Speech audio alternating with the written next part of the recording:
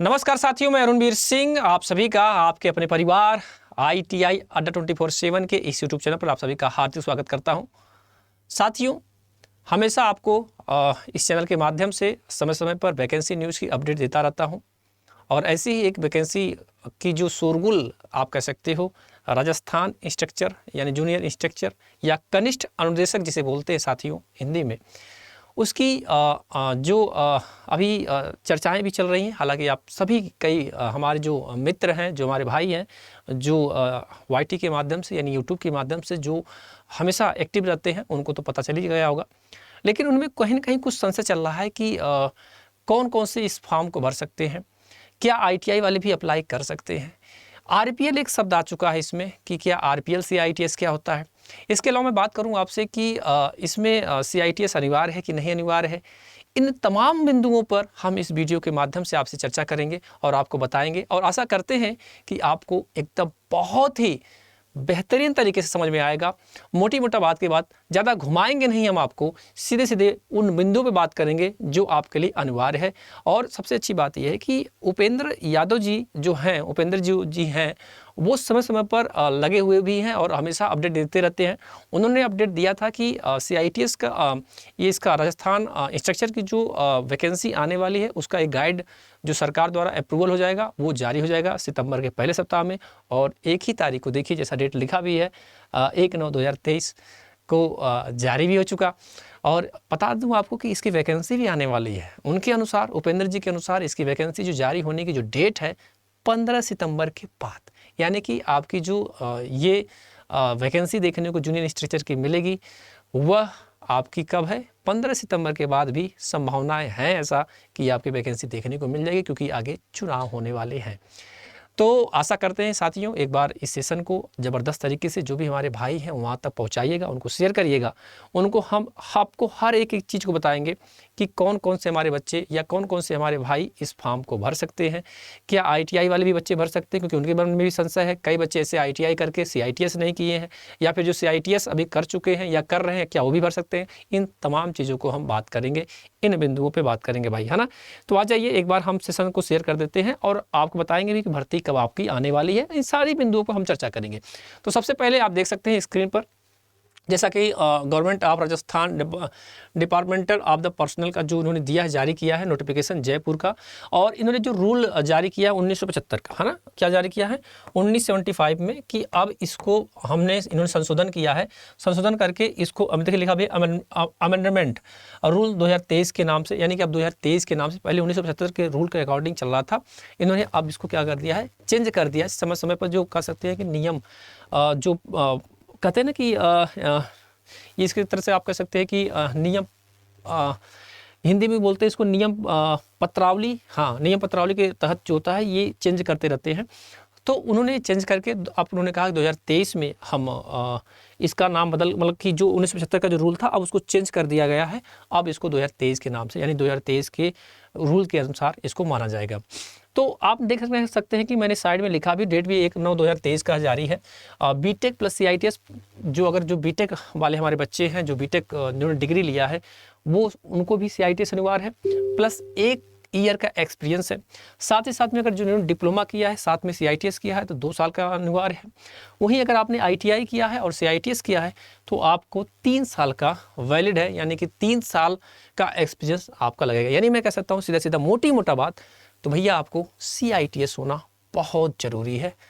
अगर आपने CITS नहीं किया है या CITS आपका नहीं है, तो आप इस फॉर्म को नहीं भर सकते हैं। पहली बात तो जो हमने लिखा था थंबनेल में, CITS होना अनिवार्य है। जी बिल्कुल, CITS होना जरूरी है। तो आइए और कुछ बातें करते हैं।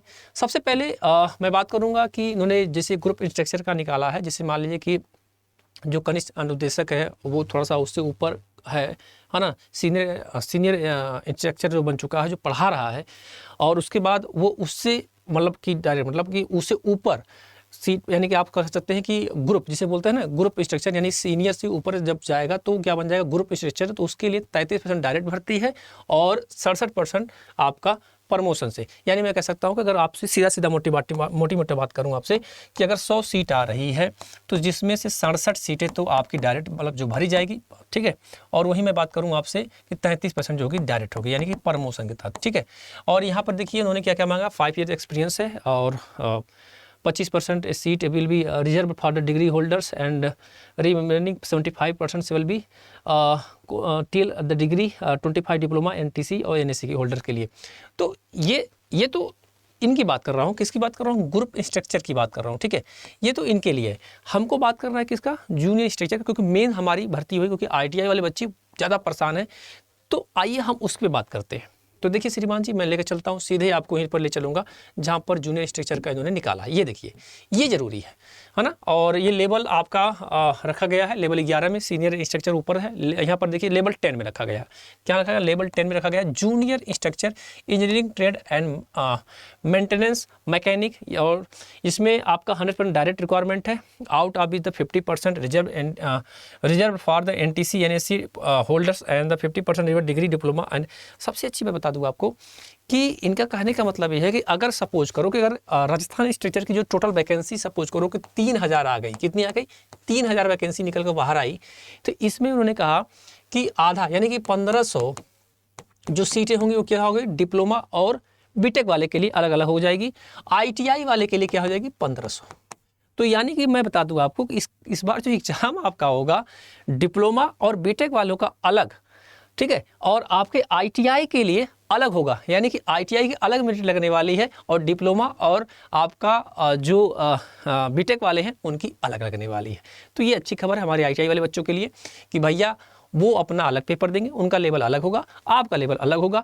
तो जैसा कि मैं बता दूं आपको कि पिछली बार राजस्थान का जो स्ट्रक्चर की जो वैकेंसी आई थी उसमें लगभग 150 क्वेश्चन यानी कि 150 क्वेश्चन पूछे गए थे, जिसमें से 100 टेक्निकल के थे और 50 राजस्थान GK के थे। तो मे भी हो सकता है कि उसी हिसाब से आपका पेपर आए, हो सकता है कि अगर आपको चेंजिंग उन्होंने किया है, हो सकता है कि आपको चेंजिंग देखने को मिल जाएगा। तो जब नोटिफिकेशन आएगा तो क्लियर हो जाएगा। तो भैया मैं कहूँगा कि भैया आप अपनी तैयारी को, अगर आपने CITS किया है, आपके पास एक्सपीरियंस है, तो आप इस फॉर्म को भर सकते हैं। लेकिन अभी भी मन में संशय होगा आपको कि ये RPL शब्द क्या आया है। अभी हम उसकी भी चर्चा करेंगे कि RPL क्या है। फिलहाल अभी मैं बताता हूँ आपको कि जूनियर स्ट्रक्चर जो इंजीनियरिंग ट्रेड मेंटेनेंस मैकेनिक के लिए क्या क्या उन्होंने मांगा है। तो एकेडमिक होगा आपका, ठीक है, कोई बात नहीं, आपको पता है एकेडमिक मतलब आपका 10th पास, ठीक है, 10th पास समझ लीजिए, 10th पास होना चाहिए। और उसके अलावा देखिए secondary under 10th plus scheme दिया है इन्होंने, degree board the equivalent examination दिया है। और ये तो सीधा मतलब समझो भैया आपको हाई स्कूल पास होना चाहिए 10th+2, ठीक है, मान के चलो आप वो पास हो। इसके अलावा आपकी अब डिग्री की बात कर रहे हैं, क्या कर रहे हैं, देखिए टेक्निकल डिग्री में आप आइए, बीटेक डिग्री अप्रमेंट द ब्रांच इंजीनियरिंग है, टेक्नोलॉजी इक्विपमेंट AICTE UGC जो बीटेक वगैरह की है, मैं सीधे बोल रहा हूँ का बीटेक इन्होंने किया वो उसके लिए। और 3 इयर्स का डिप्लोमा अप्रेंटिस ब्रांच से होना चाहिए इंजीनियरिंग टेक्नोलॉजी का, कोई बात नहीं है, ठीक है। फिर हम आगे आप बात करते हैं, इधर आइए। अगर इन्होंने क्या क्या आगे कहा, इन्होंने कहा कि for the trade motor vehicle mechanical, diesel mechanical, tractor mechanical जो भी उनका है वो अलग है सिस्टम इनका, ठीक है। जो उन्होंने किया है उस हिसाब से उनको वो आगे का जो भी अप्रूवल, हैवी लाइसेंस वगैरह की बात कर रहे हैं तो वो होना आपका जरूरी है ना। देखिए लिखा है हैवी वेहिकल ड्राइविंग लाइसेंस, तो लाइसेंस वगैरह की वो बातें कर रहे हैं। अब हम बात करेंगे श्रीमान जी, सीधा आपसे बात इस पे बात करेंगे, यहाँ पर बात करेंगे। इन्होंने लेकिन लिखा भी है साफ साफ कि 3 years diploma in the apprentice branch CITS are the invalid. फिर उसके बाद इन्होंने लिखा नेशनल अप्रेंटिस सर्टिफिकेट, फिर इन्होंने कहा national trade certificate in the related trade the ITI वाले भी बच्चे पढ़ सकते हैं। लेकिन CITS होना सब में लिखा है, देखिए एक सब में CITS। मैं सीधे बोल दे रहा हूँ आपको भैया, अगर आपने बीटेक किया है और आपने बीटेक के साथ CITS किया और 1 साल का अनुभव है तो भैया आप फार्म भरो, सीधा मतलब इस पूरा नोटिफिकेशन का मतलब है, ठीक है, जो इन्होंने डाटा भर के रखा है इन्होंने। फिर अगर मैं वही बात करूं आपसे श्रीमान जी, किसकी, वही मैं बात करूं आपसे डिप्लोमा की। और डिप्लोमा अगर आपने किया है साथ में CITS किया तो 2 साल का एक्सपीरियंस होना जरूरी है। एक्सपीरियंस मतलब समझ रहे हैं, या फिर आप किसी कॉलेज में पढ़ा रहे होंगे, जैसे प्राइवेट कॉलेज या गवर्नमेंट कॉलेज में जो होता है ना, मतलब 1 साल से पढ़ा रहे हैं, 2 साल से पढ़ा रहे हैं, तो वो भी आपका चल जाएगा, ठीक भैया, वो भी आपका चल जाएगा, इसमें कोई शक नहीं है। वही अगर आपने ITI किया है तो आपने को ITI CITS होना जरूरी है। अगर आपने CITS नहीं किया है तो एक शब्द जुड़ा है RPL CITS। अब RPL CITS क्या है, यही बच्चा है, यानी कि जो ITI वाले बच्चे वो फॉर्म को भर सकते हैं नहीं। तो भैया बता दूंगा आपको जो RPL क्या होता है। तो पहले आप देखिए RPL का पूरा नाम होता है रिकग्नाइजेशन ऑफ प्रेयर लर्निंग। ये होता क्या है एक्चुअली, ये होता है कि जब अगर आपने ITI और प्लस 3 साल का जो कॉलेज में आप 3 वर्ष से पढ़ा रहे हैं, यानी कि 3 साल का पहले क्या था 2015 से पहले कि भैया 3 साल से अगर एक्सपीरियंस, अगर आपके पास CITS नहीं है और आप 3 साल से कॉलेज में पढ़ा रहे हैं तो आपको ज़रूरी नहीं था कि आप CITS आगे करिए, आप ऐसे ही एलिजिबल, चूँकि 2018 में इन्होंने किया था ऐसा पीछे, लेकिन इन्होंने अब की बार बदल दिया है 2023 में। इन्होंने कहा क्या है कि जो recognition of the prayer of learning, यानी जो RPL CITS क्या है, ITI प्लस कॉलेज में पढ़ाया हुआ हो, 3 वर्ष से पढ़ा रहा हो। और अब आपके मन में होगा कि RPL कैसे करे गुरु, क्या है CITS और RPL सेम है? देखिए डिग्री तो जो CITS है वो तो डायरेक्ट होता है जब आप एग्ज़ाम वगैरह देकर भरते हैं। RPL में होता क्या है कि अगर आप 3 साल से पढ़ा रहे हैं, जैसे मान लीजिए कि मैं ही पढ़ा रहा हूँ 3 साल से मैं पढ़ा रहा हूँ, तो अगर मैं चाहता हूँ, मैंने CITS नहीं किया है, तो अब मैं क्या करूँ? क्या मैं इस फॉर्म जो हमारा जो राजस्थान अनुदेशक है, मैं इस फॉर्म को भर सकता हूँ? जी हाँ, बिल्कुल भर सकते हैं। लेकिन उसके लिए करना क्या पड़ेगा आपको? उसके लिए आपको करना पड़ेगा कि आप पढ़ाते वक्त, यानी मैं पढ़ा रहा हूँ तो PF प्लस सैलरी, यानी कि जो मेरी जो सैलरी मिल रही है वो चीज़ हमको दिखाना है।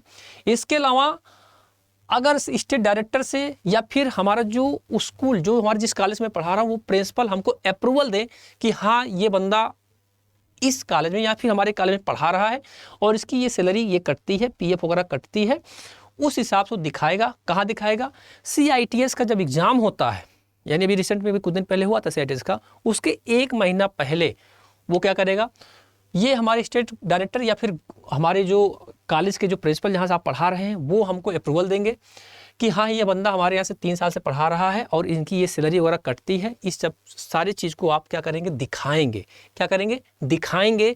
तो फिर उसके बाद आप ये अप्रूवल कर देंगे, फिर आप उस फॉर्म को भरेंगे और साथ ही साथ में CITS जब पेपर होगा उस समय आप भी एग्ज़ाम देंगे। यानी कि ये कब होगा? 1 महीना पहले, एग्ज़ाम के 1 मंथ पहले आप इस फॉर्म को भरेंगे, तब जाकर आप RPL CITS के अंतर्गत आएंगे, तब जाकर आप इस फॉर्म को भर सकते हैं। तो बच्चों के मन में था कि क्या सर जी सिलेक्शन होने के बाद हम RPL कर लेंगे? तो भैया बता दूंगा आपको कि इस बार इन्होंने संशोधन कर दिया है। इन्होंने कहा कि नहीं, अगर आपने पढ़ाते वक्त यानी 3 साल का एक्सपीरियंस लेने के बाद अगर आपने उस समय PF सैलरी, अगर मान लीजिएगा आपको डायरेक्ट दे रहा है वो, अगर वो जो प्राइवेट कॉलेज अगर आपको डायरेक्ट सैलरी दे रहा है तो आप शपथ पत्र या एफिडेविट लगवा कर बनवा कर दिखा सकती हो, है ना भाई। हो सकता है कुछ जगह ऐसा होता है भाई PF SI नहीं करते हो, डायरेक्ट आपको रिक्वायरमेंट सैलरी देते हैं, तो आप PF वगैरह बनवा लीजिएगा, अरे शपथ पत्र बनवा लीजिएगा, उसको लगाकर आप 1 महीना पहले, यानी जब ये पेपर होता है उसके 1 महीना पहले आप जाकर इसके साइट पे वहाँ पर RPL का ये जारी कब हुआ? 2015 से जारी हो गया था कि 2015 के बाद RPL CITS कर लीजिए आप। अगर आप 3 साल का एक्सपीरियंस अगर आपने ITI किया है तो आप इस चीज़ को करके आप इनके बराबर यानी कि CITS के बराबर हो जाएंगे, और जब CITS के बराबर हो जाएंगे तब जाकर आप एलिजिबल यानी कि फॉर्म को भर सकते हैं। तो मैं बता दूं आपको सीधा सीधा, एक बार फिर से बता देता हूं कि अगर आपने ITI 3 साल का एक्सपीरियंस है और उसी दौरान अगर आपने RPL के तहत यानी कि रिकग्नाइजेशन ऑफ प्रेयर लर्निंग किया है अगर आपने, तो आप इस फॉर्म को भरेंगे। और कैसे करना है हमने आपको बता दिया कि उसी दौरान अगर आपने किया होगा तभी इस फॉर्म को आप भर सकते हैं। आशा करते हैं कि अब आपको समझ में आ गया होगा कि RPL क्या है और भर्ती कब तक आएगी। तो भर्ती में बता दिया आपको कि उपेंद्र जी के माध्यम से, जिन्होंने बताया था कि भाई 1 महीना सितंबर के पहले सप्ताह तक इसका क्लियर कुछ हो जाएगा, यानी कि जो इसका गाइड होगा वो जारी हो जाएगा, और 15 सितंबर तक उन्होंने कहा है कि वैकेंसी आ जाएगी। तो मैं भी चांस है कि आपकी 15 सितंबर तक वैकेंसी देखने को मिल जाएगा। तो आशा करते हैं कि आपको समझ में बातें आ गई होंगी। इसके अलावा एक चीज़ और था, कोई डायरेक्ट रिक्वायरमेंट का शायद ऐसा कुछ था जिसमें उन्होंने CITS नहीं मांगा है, कुछ इन्होंने ऐड किया है, ऐसा भी कुछ था शायद। आई थिंक मुझे लग रहा वो है कहाँ, कोई पोस्ट थी जिस पे CITS नहीं मांगा है उन्होंने, जूनियर एडवांस करके कुछ है शायद ऐसा, है ना। इस पर इन्होंने CITS वगैरह नहीं मांगा है। यही क्या लग रहा, junior instructor advance model fitting and the welding sector, कुछ ऐसा था जिस पे CITS मान्य नहीं है, उन्होंने कुछ मांगा ही नहीं है ना। ऐसा कुछ था किसी पे, मैं दिखा रहा हूँ आपको मेरे डियर। आई थिंक मुझे लग रहा है यहाँ पर है, कहाँ पर है, जूनियर एडवांस मॉडल, हाँ ऐसा ही है फिटिंग का। यहाँ देखिए CITS नहीं मांगा है, ठीक है। तो कुछ पोस्ट ऐसी आई हुई हैं मेरे बच्चे कि जहाँ पर CITS इन्होंने नहीं मांगा है ना, केवल एक्सपीरियंस मांगा है लंबा लंबा 4 साल 5 साल 8 साल का, है ना। देखिए यहाँ पर CITS मांगा है, तो जहाँ पर CITS मांगा है तहाँ पर है, लेकिन कुछ पोस्ट ऐसी आई हुई थी जिसपे इन्होंने नहीं मांगा था। तो जैसे जूनियर इंस्ट्रक्चर एडवांस मॉड्यूल वाला है ना इंफॉर्मेशन टेक्नोलॉजी, तो इसमें केवल देखिए क्या क्या मांगा है, आपका 2 साल 5 साल लंबा लंबा एक्सपीरियंस मांगा है कि आप पढ़ा रहे हैं कि नहीं पढ़ा रहे हैं, ठीक है। तो यही चीज़ें आपको बतानी थी, तो आशा करते हैं कि आप समझ गए होंगे जो मैं आपको बता रहा था। तो यही एक छोटा सा इन्फॉर्मेशन था आप सभी मित्रगण को कि राजस्थान अनुदेशक की भर्ती आ चुकी है और आप अपनी कमर को कस लीजिए। और तैयारी जैसा कि आपको पता है कि डेली लाइव क्लासेस सुबह 8 बजे चलती है और शाम को 7 PM चलती है। और हमारा एक बैच भी जारी हो चुका है, निचोड़ बैच जारी हो चुका है। उस निचोड़ बैच में फाउंडेशन बैच है, और आपको अगर आपने अड्डा का ऐप डाउनलोड नहीं किया है तो ऐप डाउनलोड करिए और वहाँ पर इलेक्ट्रिकल इंजीनियरिंग में जाएंगे तो वहाँ पर ITI अड्डा मिलेगा। और ITI अड्डा जो कहाँ मिलेगा, आपका स्टोर में जब जाएंगे तो आपको वहाँ पर दिखेगा, और वहाँ पर एक बैच है निचोड़ बैच, और महज आपको 1499 रुपये का है, जिसमें आपको टेक्निकल प्लस नॉन टेक दोनों हम पढ़ा रहे हैं। आप चाहते हैं कि इससे भी कम हो जाए तो मेरा कोड लगाइएगा Y835 आप कोड लगाएंगे तो ये कोर्स और सस्ता हो जाएगा, लगभग 1380 के आसपास, 1380 रुपये के आसपास आपको मिल जाएगा। तो आपको ये एक छोटा सा इन्फॉर्मेशन आपको देना था। तो अगर आपने अभी चैनल को सब्सक्राइब नहीं किया है तो भैया सब्सक्राइब कर लिया, और आशा करते हैं कि राजस्थान अनुदेशक से जितनी भी आपकी जो संशय थी हमने सब कुछ आपको बता दिया। तो बहुत बहुत धन्यवाद आप सभी मित्रगण को।